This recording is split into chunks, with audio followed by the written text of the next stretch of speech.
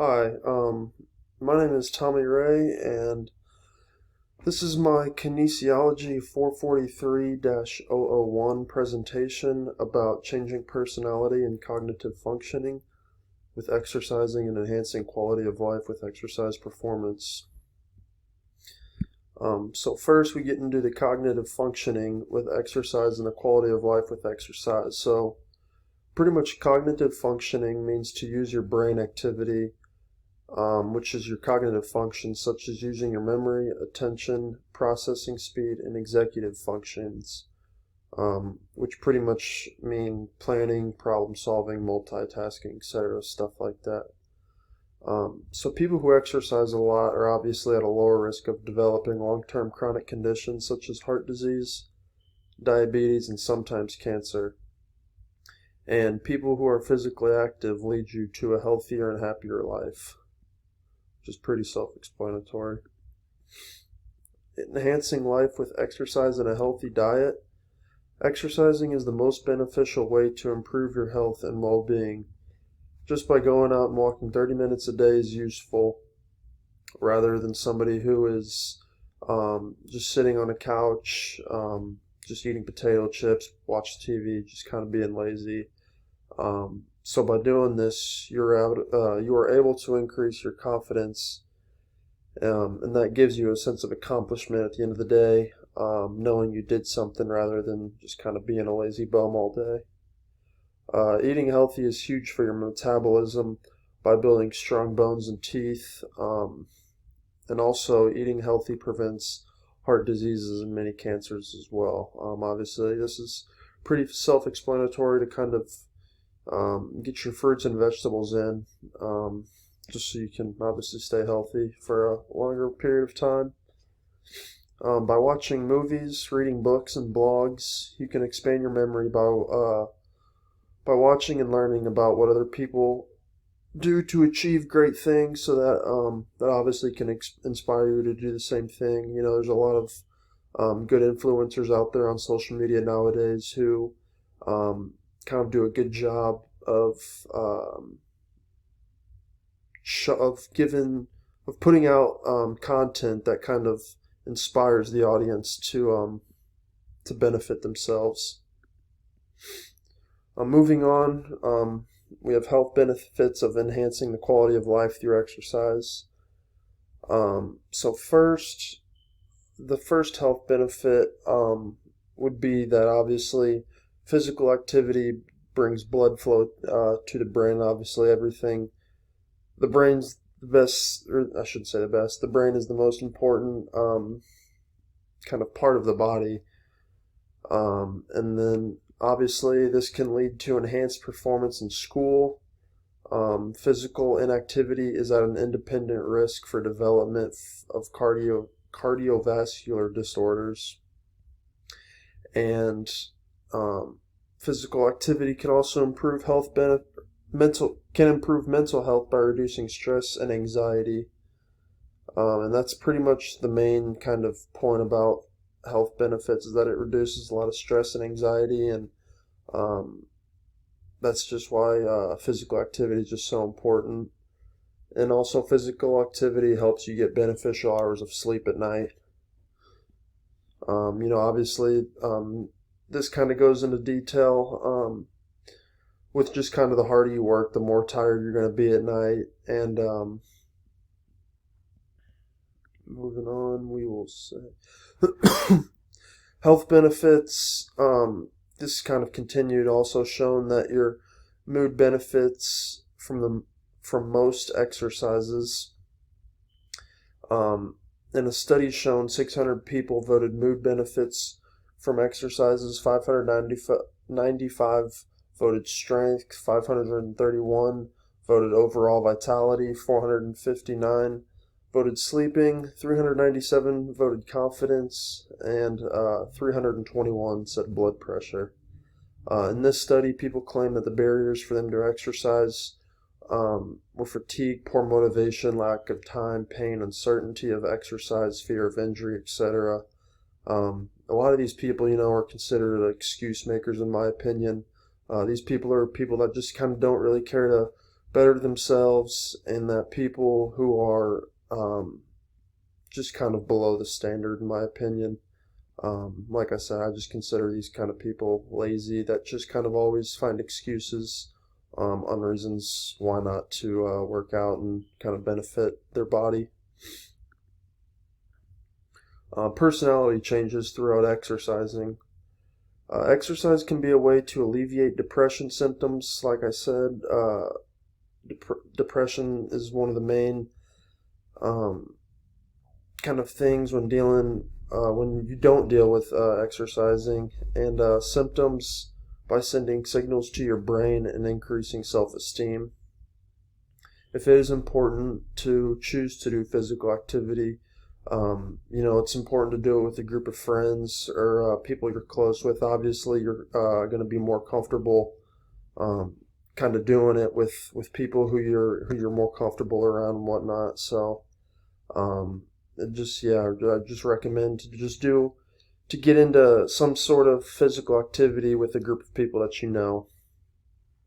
And then an article that I found said that this Dr. Hafiz claims that you're lifting weights when your mind is completely concentrated on the task at hand and not on anything else. And, I couldn't agree with this more. Just because when you're lifting, everything on kind of like your outer self is just kind of all out the window. And when you're in the gym, you're just kind of focused on just kind of getting a good pump and whatnot, and just kind of all the anxiety and stress that you've been dealing with, that just kind of gets flushed out the window. So I really like that quote that he said. And also, it increases blood flow, which may improve your attitude and profound pleasure to yourself. And yeah, this pretty much kind of this is kind of said without needing to be said. Just that blood flow pretty much gets your body moving, gets your brain thinking, and yeah. This is exercise health. Adults aged from 18 to 64 years old should be doing at least 150 minutes of moderate intensity of aerobic physical activity throughout the week. And examples of this would be walking fastly, riding a bike, hiking, etc., stuff like that. Just kind of stuff to just kind of get your body moving, more of a warm-up, some people would say. And 75 minutes of higher intensity aerobic physical activity. This should be done, 75 minutes or higher of intensity aerobic physical activity a week. And examples of these are swimming, running up the hill, energetic dancing, or hiking uphill. Doing these kind of things normally tend to break a sweat and kind of really get the body moving. And muscle strengthening should be done on more than 2 days per week, meaning that you should be lifting weights 2 days a week or more. And if you're having trouble getting sleep, dealing with depression, stress, and anxiety can lead to cognitive impairment.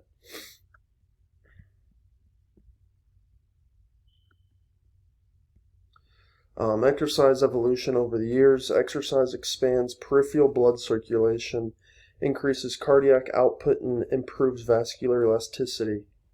Exercise limits depressions and slows down some forms of dementia. And in a study by Joel Eisenberg, he believes that over time we were made to exercise, and that if you look at our ancestors in the past, they were all hunters and gatherers, and obviously they kind of had to do everything on their own. So they were kind of known to be the first ones to kind of, I guess, invent the word exercise. But they just were the ones to just kind of always be moving around and looking for the next bigger and better thing.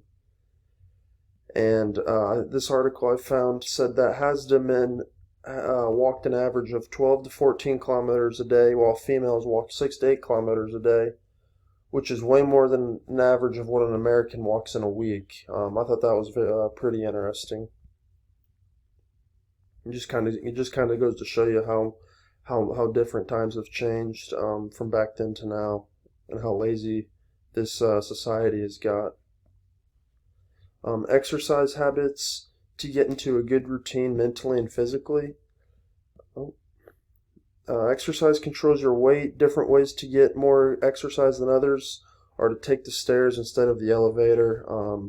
Obviously, the more you do this, I think the better routine you'll get into working out, and creating good exercise habits makes you stronger physically and mentally. Exercising reduces the risk of type 2 diabetes, stroke, arthritis, and occasional falls, like I've mentioned. And exercising boosts your energy, helps you get oxygen and nutrients to your tissues, and helps your cardiovascular system work more efficiently. And physical activity is important for everyone because it improves your mental health and quality of well-being in life. It enhances your judgment skills, thinking, and learning. You're more on task throughout the day. And 1 in 4 adults do not meet the global recommended levels of physical activity. And people who are insufficiently active have a 20 to 30% increased risk of death. And finally, not done. A study done in Sweden by professionals stated that the importance of healthy lifestyle habits and eating habits. Tobacco cessation was to be considered the most important behavioral change and was more included in clinical work compared to promoting physical activity. Healthy eating habits and limiting alcohol use was pretty important in this study.